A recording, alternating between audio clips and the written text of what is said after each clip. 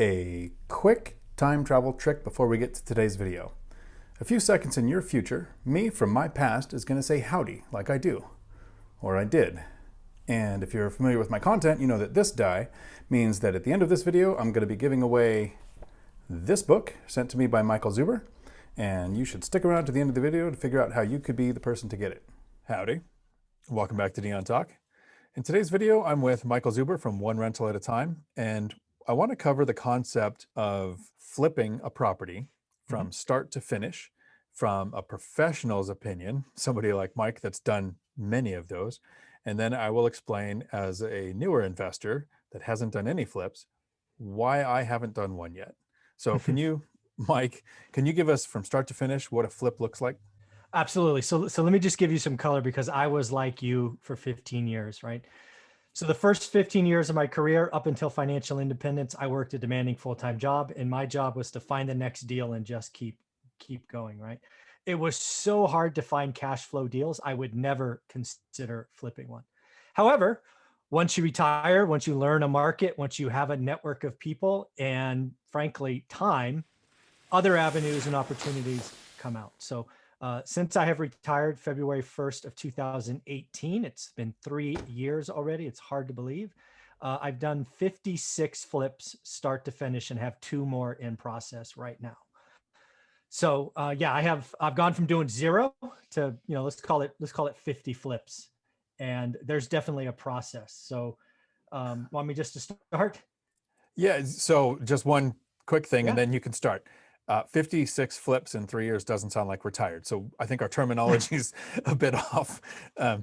Transitioned into what you're doing now. Correct. Yeah. All definitions of retirement. Mine means no W-2 paycheck. Exactly right. And for me, it's the financial independence was the focus of investing in real estate. And everybody always asks, are you going to ever do the retire early part? And I don't think I'm going to do the retire late part.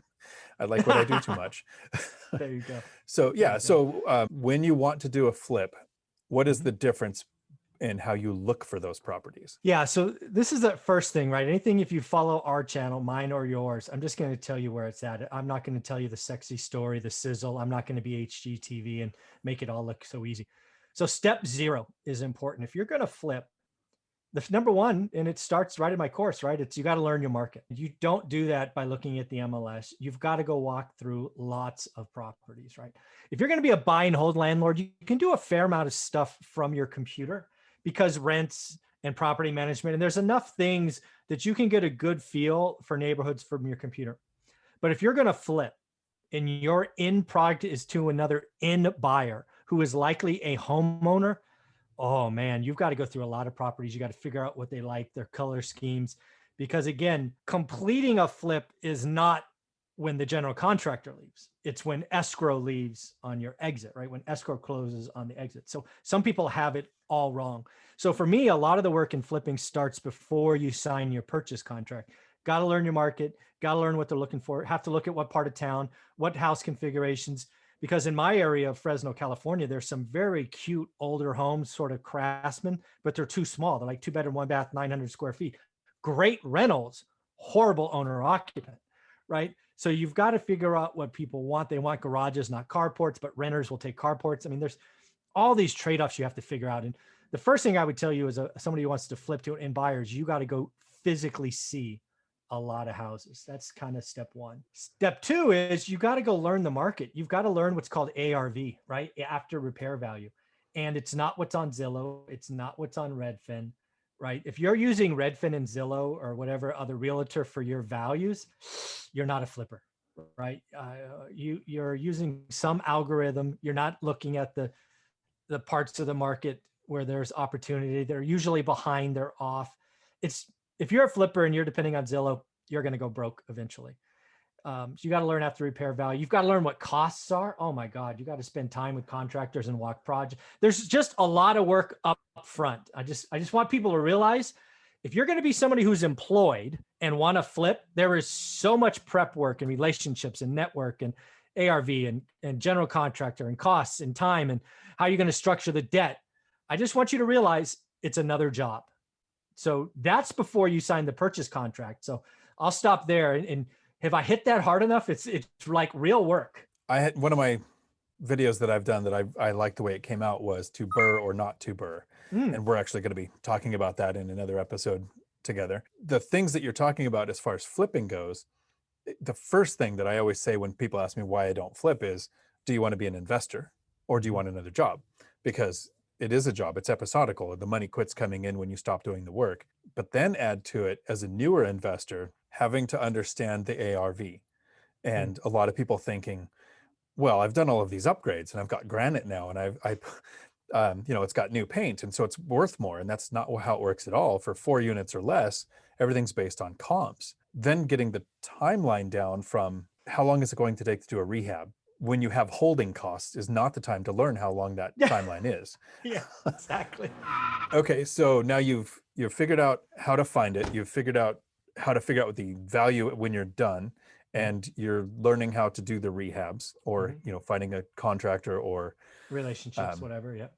building those relationships. Mhm. And you nailed it in the beginning when you said you have to find out what people want. I mean, you can't flip a house that no one's going to want to buy. Exactly. Um, an episode you had with Anna Kelly was talking about her high-end Airbnb. short-term rentals, Yeah. and her knowing the use at the end made the deal a good purchase. So a flip is kind of the same way. If you know that there's going to be demand and that the price, is going to be where you need it to be, how do you finance a flip usually in the beginning? Yeah.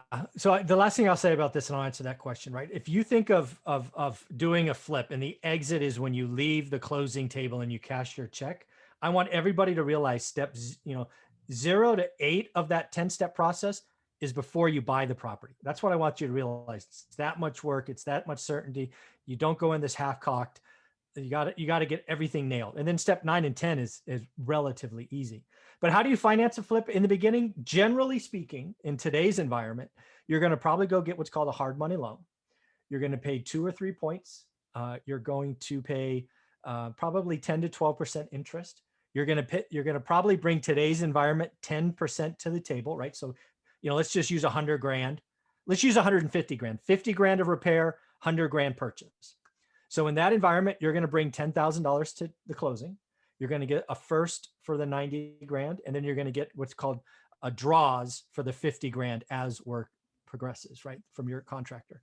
So you're going to have a loan that's accruing interest at double digits, and you're going to pay on that every month at 10 to 12% until the project sells, right? Usually you buy, there might be a permitting process, there might be a work process, there might be a listing process, right? So you should plan for 5 to 8 months of holding costs. And again, every month, cha-ching, cha-ching, right? That is eating into your profit. So most people borrow and they borrow heavy, right? It's sexy. It's low money down. Oh, I put 10 in and I got 22 back. They only look at the in picture. They don't realize all the risk in that. Yeah, I can actually see that being easy to do if you have spent $20,000 out of your own pocket and Mhm. you get a check at the end for $30,000. That sounds like you made $10,000. It's short term, so now you have a tax obligation, It's income, and yeah. you had those holding costs, those things that were spent every month that aren't included in the 20 grand out of pocket that you spent in the beginning. Exactly. So knowing to factor that in. And as far as lending goes, I steal from one rental at a time. The book on the wall behind you there, traditional lending right off the MLS. All of my deals are from the MLS and Yeah. with regular lending. And so to date, I have never used hard money. Someday I might, but not today. But there's just so many moving parts with that you have to know. In your book, in one of the last sections, you Mhm. talked about when you finally started getting into flips and how you Mhm. flipped to contractors more than you did to end customer, to the Mhm. the owner. If you started with flipping and you Mhm. made some of the mistakes, that's pretty much an investing killer. It delays you for so long. Yeah. Yeah.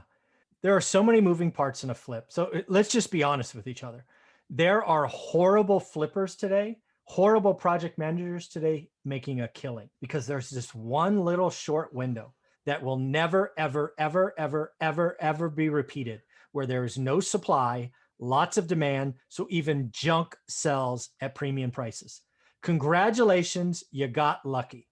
When this market's over, sometime this year, there will be so many flippers that go bust. And I saw it and I felt it in 06, 07, when I saw people just go out of business left and right because they got cocky. The biggest thing about doing a flip correctly in most markets is project management, because every day costs you. Every day is another $100 out of your pocket. Cha-ching, cha-ching, cha-ching. You think about windows being delayed a week. Well, if your windows are delayed, then the painter can't start. And I mean, there's all of these things that add up, and every day is $100. However, in a market that's going up 15%, what's another month? I pay another $1,000, but I get 10 grand. So who cares? This window is short. It is almost over. But if you're flipping right now and you can get out by August or September, you're going to make a killing. But it won't be this way forever. People with bad habits are winning. I mean, I have a story of a buddy who got stuck in a permitting process for 6 months because of this health scare. 6 months. It should have been 60 days, was 6 months. He ended up making an extra 50 grand, right? He did nothing to the house except finally get it permitted so he can build. And he made 50 grand. Thank you very much. The city of, I won't even name the city, but yeah, it's just this, there's a weird time. And if you have bad habits now and you get cocky and lazy, in a year, you'll be out of business. Yeah, and I actually wanted to cover this, but now towards the end of this video instead of at the beginning, because it would have just sounded all negative for flipping. And I'm not saying flipping's not a good strategy. I'm saying there's a better time in your investing career to do flipping, because while right now it seems like values just keep going up because of what's happening with the supply and demand, we've seen something in that element very similar in 2006 and 2007. Everyone had the mentality that prices can never go down. So they're not going up as fast as they are in 2020, or 2021.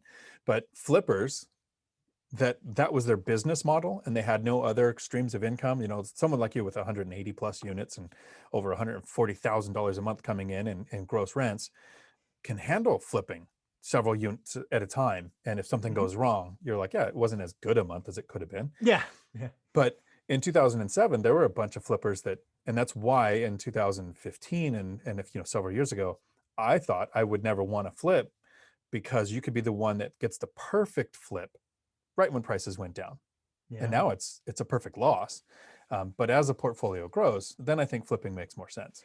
Yeah, I think there are natural times, right? I've been doing this for 20 years. I've seen several cycles. We are certainly closer to the end than the beginning. I have a couple of flips going right now. I can tell you this much. I would not take on a big flip.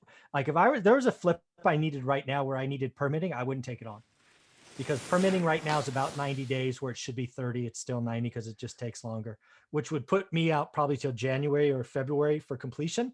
I don't want new product coming on. I think there's going to be so much inventory then. I don't want to be that guy. But if I took on a project right now, which was lipstick, meaning paint, maybe a roof, maybe some wind, nothing that I needed permits for, I would probably still do that because I could be out by September. But man, I would not want to be in a flip that took me out to February or March. Not today. I mean, permitting is a big issue. There's some small things right now that people aren't even thinking about. Go to Lowe's and say, I want a refrigerator and a dishwasher just so I can get this place to go. And that's delayed. Weeks. Yeah, everything's delayed. Yeah. Okay, well, so there everybody's seen a flip from start to finish and some of the issues that I have with it, and that it might not be the best strategy to start with, and it's a good strategy for later. And now we're ready to figure out how I'm going to give away this book. Mike sent me some to give away, and what I'm going to do in this video is the first 20 people in the comments below to leave their favorite time travel movie. I will reply with a number in the order that I get those, and once I have 20, I'm going to roll this, and I will send this book to you. So if you want your own copy of this book from Michael Zuber with Dion talk writing in the back, but not today, put your favorite time travel movie in the comments below. And if I get enough, I'll probably give away more than one of these books. Until my next video, thanks for coming to my Dion talk. We're sorry, the number you have dialed is not in service at this time.